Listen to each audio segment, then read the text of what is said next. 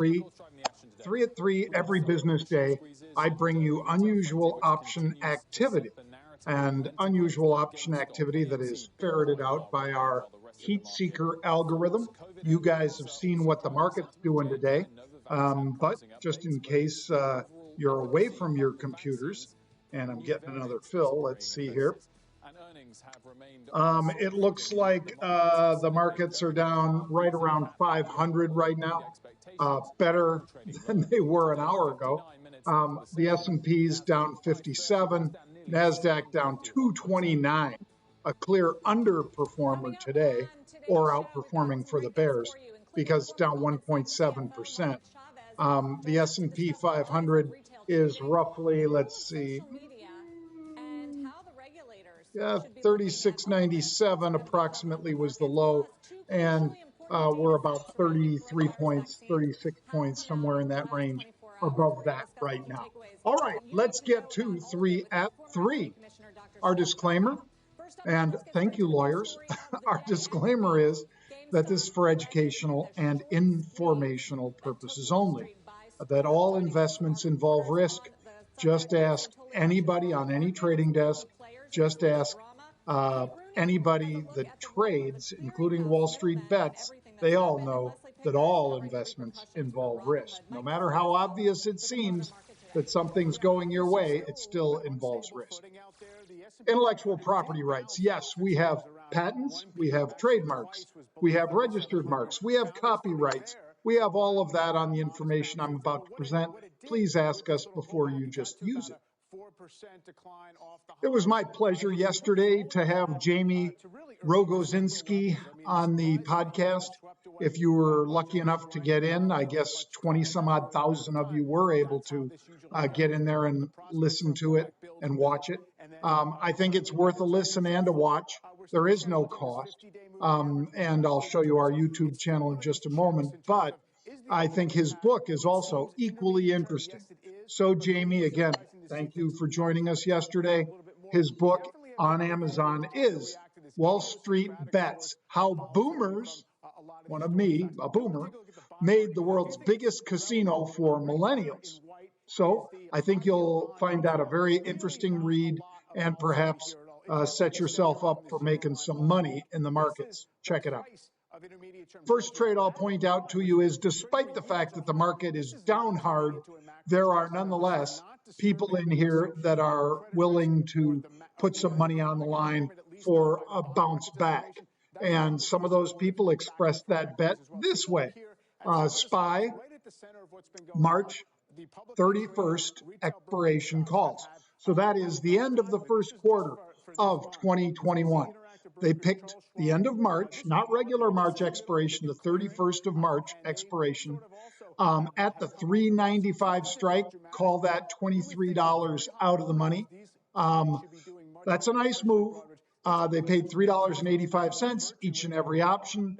So those options at $385 a piece times 20,000, that is a $7.7 million bet that we see the markets turn back around at some point between now and the end of March. And somebody picked this as a level that they were willing to do that. You might recall, if you've been watching me on CNBC, that I have been saying for some time now that we will probably see some sort of move to the downside, and we never know what the catalyst is. We can project and say, I think the catalyst might be, interest rates going up too fast, for instance. That isn't what it is right now. Interest rates have been bouncing between just yesterday, or Wednesday, I guess. They broke 1 on the 10-year, broke to 0.99, bounced right back over 1%. So we're trading in a range right now as far as interest rates, not breaking out to the upside as far as yields, which would be, of course, downside as far as bonds. We're not doing that yet.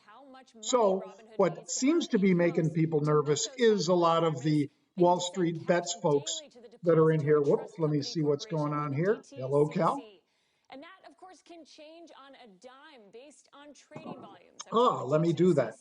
I'm glad you guys told me again. So he's saying, folks, could I turn off the TV? And yes, I can. I'm not hearing it, of course, because I'm broadcasting from the platform. So I took care of it, Cal. Thank you. Sorry about that, folks. It's one of those hazards of being on the road. I'm down here at our place in Michigan, and I didn't know that the TV was on in the background of this particular laptop. So I've made that correction. Sorry about that. All right, so let's get into this trade. That's the SPY 395 calls in March of course, 2021. I'm in this trade playing for a bounce there, but I'm still thinking we might see a little more damage to the downside. That doesn't mean we will, but that's one of the ways I'm looking at it. There is the SPY. It was 370.70 or 37 and 7. And as you see, that is the 39.50 is the strike as far as taking it from SPY over to big SPX. This is our YouTube channel. So for instance, if you go to YouTube, which I would encourage you to do, I'd also say, please, over at YouTube, type in the search bar, Market Rebellion. What you'll see is that my brother Pete does a live broadcast every day, 1 hour into the trading day. So that goes up at 10:30 Eastern, 9:30 Central. I do a workout video in the morning, and I do 3 at 3. We also put the podcasts up on there. It's all free. Free? Yeah, it's all free. All you have to do, folks, is sign up at Market Rebellion on the YouTube channel. Click subscribe, and you're in. Bang. All right, let's take a look at Walgreens Boots Alliance. That's WBA. And there's bullish call buying in WBA today, despite the fact that the market was down 500 big points. WBA, they're buying the 5750 calls. That's the 5750 calls that expire the third week in February. Next week will be the first week in February, so that means these have 3 weeks to live. The third week in February is the strike price, or is the expiration. I think that's the 19th of February. Anyway, 6,500 of these calls for 43 cents. So figure right around $500,000 or so, bang, dropped on this trade. But be aware that they are buying the 5750s with the stock at 50 bucks. I am not buying the 5750s. Again, I'm not YOLO trading. I am managing my money, and what I am doing is moving the odds into my favor by buying the 50 strike and selling a higher strike against it. That's what I do. You have to decide if that's an appropriate investment for you, but I love making trades like that when somebody wants to drop $500,000 on the stock, perhaps making a move towards 57. I'd say, let me ask the stock to do a little bit less and for me to still get a double or a triple. That's what I do each and every day, folks. So Walgreens Boots Alliance, WBA, there is the stock 5011. As you see, it was 5028 when we first cited that activity. This is a $43 billion company. Then let's take a look at Oracle for our third trade, our third of the 3 at 3 Eastern time, of course. Oracle, ORCL, bullish call buying with the stock at $60.50. Now, were they buying the 60 strike calls? No, they're buying a call that is, whatever, 15% out of the money and paying just 13 cents. So in times like that, some of us wonder, well, even though this was bought on the offer, was this somebody just protecting a short? Or is somebody trying to tell us that maybe they believe Oracle will be moving up from 60 towards 70 at some point before that third Friday in February? So what I try to do, folks, once again, is I'll put on a 1-to-1 spread. I'll buy the stock at 60 or 61 through my purchase of a call option with either of those two strikes, 60 or 61, and I'll sell a higher strike against it, 1-to-1. So if I'm a 10-lot trader, that would be I'd buy 10 of those 60s, sell 10 of a higher strike, 1-to-1. If I'm a 100-lot trader, I'll buy 100 of those 60s and sell 100 of another strike higher than 60. it does truncate my upside when I do that. If you do it, it truncates your upside at the strike price that you sold. But I have moved the odds into my favor each and every time I do that. So that's why I'm doing it, because I'm addressing V, volatility compression, which would be my nemesis, as well as T, time decay. I'm addressing both of those by putting on a trade with a one-to-one call spread. It's my most frequent trade that I make is that one-to-one call spread. Stock 60.53, there it is, moved up a whole nickel. It's 60.58, still down about 1% on the day, $178 billion company. All right. If you've got questions for us, we've got answers. At Jon Najarian or at the number 3, the word at the number 3 underscore UOA. Again, as always, that's for my friends listening on Sirius Satellite Radio. So let's see what the questions are. Bang. First question is Ford, and that comes to us from Craig, whose handle on Twitter is at CTBRECHEISEN. All right, Craig, let's take a look. Doc, I have February and June positions in Ford. Can you shed some light on whether or not I should hold or sell? I can tell you what I would do, Craig, and that is that I have bought those calls as well. I have bought GM calls, I bought Tesla calls, and I continue to hold all of those. I am writing aggressively, as you may have heard me say perhaps yesterday on the halftime report, when the volatility moves from 23 to 36, yeah, I think it's a better time to be selling that high pumped up premium than to be buying it. So I like having these calls that I've got and selling the pumped up premium at much higher volatility than when I bought the calls a week or 2 weeks ago, depending whether it's GM or Ford. Tesla I've owned for a long time. Thank you, Craig. Another one, a question about calls. This one comes to us from Sky is the Limit 818. That is SKYSTHELIMIT 818. And Sky's the Limit asks or says, "Hi, Dr. J. Thanks for the teachings on Market Rebels." Thank you, sir. Would like to ask regarding a bull call spread that you'd advise. When do I usually close the position if the stock rockets? And both buy call of lower strike and sell call of higher strikes that are in the money? Yeah, that's the way I do it generally. So, for instance, Sky is the Limit. Let's say that I have a $30 stock and I've purchased the 30 strike calls, sold the 35s. And now the stock has run to the upside and it's trading at 36. Both legs of that would be in the money. Now, one thing I might do is buy back if I continue to see upside in that name. In other words, upside speculation of call buying in that name. What I might do is buy back that 35 call and sell out the 36, 37, or 40 call, something higher to give myself room. That's if I still like the trade. If I don't, I might either A, let it just get called away, the whole position, because if both legs are in the money, it'll just get called away at expiration.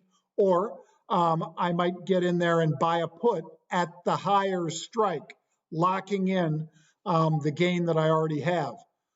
So for instance, stock runs, same example, $30 stock. We own the 30s, have given somebody else the right to take it from me at 35, but it's got 2 or 3 weeks till expiration. If I buy that 35 strike put, I have 3 legs of a box. Now, come hell or high water, I know that I could always exercise that 35 put and put stock to somebody and get out of the trade, exercising my long call and exercising that put. Or if it just keeps running to the upside, that call spread, the short leg, the 35 strike, will take me out as well. So that's the way that I would address it. Sky is the limit. Thank you. UOA, which is unusual option activity. UOA, Andy Anderson asks, when looking at unusual activity, is the default expectation that a large call put buyer will hold until expiry, or is it predominantly contextual? If it's contextual, are there any signs that might point to when the whale will close? Well, that is a great question, actually, Andy. And Andy's handle is at WHYTE paper, like white paper, but not spelled correctly. WHYTE PAPER. Okay, so when I'm looking at that unusual activity, I'm also looking for them to close. When they close, I close. Also, when I'm in a trade because of unusual activity and the stock makes a move, even if the catalyst, the person who I followed into that trade, who I don't know, it's anonymous, but the person that I followed into the trade, what will I do? When I have like a double or a triple, I'll pull money off the table and I'll say, thank you very much. And depending how much time to expiration, especially as we get into the final days, I'll just exit the whole thing. I'm not going to hold it all the way until expiration in 99 times out of 100. Those few times that I do, it's to let both sides just get called out, like in the previous example, 30 strike call that I own, 35 strike that I'm short, stock trading 36. Both sides are going to be exercised and take my position away, and that spread goes to 5. My profit will be the difference between what I paid for that spread, say $2 or $1.75, and the $5 that the spread goes out at. Book idea. When can we expect a new book? Follow the dumb money. And that's asked by at @K_, it looks like maybe 2 underscores, @K__516. All right. It's unlikely that we'll call it that, but I believe that our friend K is talking about the people over at Wall Street Bets. And I don't denigrate those people. Men and women who are putting their butts on the line with trades, I respect. And those people are doing that in spades. And they've done it against the worst odds I've seen because Wall Street kept moving things against them, which I think is kind of gross. But nonetheless, follow the dumb money. I believe what K is talking about here is making a book about what if you wrote about following these guys? We already do follow these guys. We already have our algorithm looking at those chat rooms for sentiment, and we are following sentiment in Wall Street Bets and other chat rooms, as well as Twitter. So we have a variety, not just stock, not just options, not just futures, not just crypto, but we also have sentiment indicators that are looking and measuring Twitter and other socials. I'm not going to name them all, as well as Reddit with those Wall Street Bets sorts of rooms. That's not the only one. And we're looking for, okay, can these guys perhaps tip us off to where money might be flowing fast? I talked about that with my friends over at IBD this morning on their show. It was a streamed video show that they do in the mornings, and I talked about it there. You can perhaps pull that one up off the net under investors and see exactly what we were talking about there. Let's see, that looks like an Armenian flag. And my friend, whose name is, or whose handle is rather, at ADIDASCALCIO. So that handle, man or woman, and I don't want to guess because I don't want to offend anybody, asks or says, Armenians, if you want to learn options trading, check out our Armenian brothers, Jon Najarian, Pete Najarian from at Market Rebels. These guys have been in the game a long time. They've helped me a lot, as well as Armenia in its current condition. Well, thank you for that. Yeah, Pete and I are half Armenian, half Swedish. Our mom was Swedish, our dad was Armenian. And we're very proud of both heritages. And we appreciate that you're saying nice things to us about Armenia. Inch Beses, Pasha. We appreciate you, each and every one of you. Don't have to be Armenian, don't have to be Swedish, but nonetheless, all of those folks who are part of our heritage, Thanks for being behind us. How about this one? RJD is God. And the handle there is at Liquid Noose. That's LIQUIDNOOSE. This one was sent to Pete and John since joining Market Rebels in July, down 50.5 pounds. 2K, 4 a.m. run, jog, bike, swim, mirror work for 6.5 months, 5 days a week, lost 6 inches in the gut, bang, went from 3X to 2X, 48 size in pants to 42, BMI 44 to 37. You can do it. Make a plan, stick to it, giddy up, bang. I am very proud of you, RJD is God, because we all know that our health is something that we own. Possessions, we sort of own those, but your health, those friendships, that's what you really own. And I think the fact that you're taking care of yourself, and if you think that Pete or I inspired you, we are flattered. I try to get 5 days a week, a good hard workout, get my heart pumping, get those legs moving up and down. I want to be as nimble as I can for as long as I can in this life. And I applaud each and every one of you that are likewise taking care of your health. And if you're not, seriously, you should think about it, because hopefully we'll all live a good long time.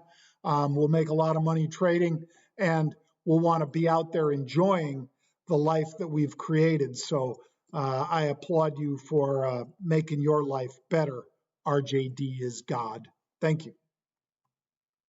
If you would, folks, like to check out marketrebellion.com, please do. By the way, we've got Kevin O'Leary joining us on Monday. That is Kevin O'Leary himself, Mr. Wonderful. Can't wait to ask Kevin some questions on Monday. Love this man. And he's got great insights and great instincts. So we're going to be talking about the market, Robinhood, GameStop, you name it. We're going to hit it all, and we're going to hit it fast. You want to be there? You got to subscribe. No, you don't have to subscribe. You just have to go to Market Rebellion and sign up. Just by going to Market Rebellion and signing up for free, you could be there live along with 21,000 other investors who will be part of that. If you don't get over there, sign up and take one of those spots, you'll be watching it the day after. So you decide. Do you want Kevin's insight, my insight, Pete's insight on Monday, or would you rather wait and get it halfway through the day on Tuesday? Whatever. We're fine either way. It's free, but I encourage you to go to marketrebellion.com to sign up. And if you'd like to learn more about unusual option activity, go to marketrebellion.com/UOA for unusual option activity. Thank you for joining me, folks. I hope it was a good presentation today, despite the fact that I was screwing up by having that TV on in the background. And I appreciate each and every one of you. Have a very safe and happy weekend, and I'll see you Monday. Bang.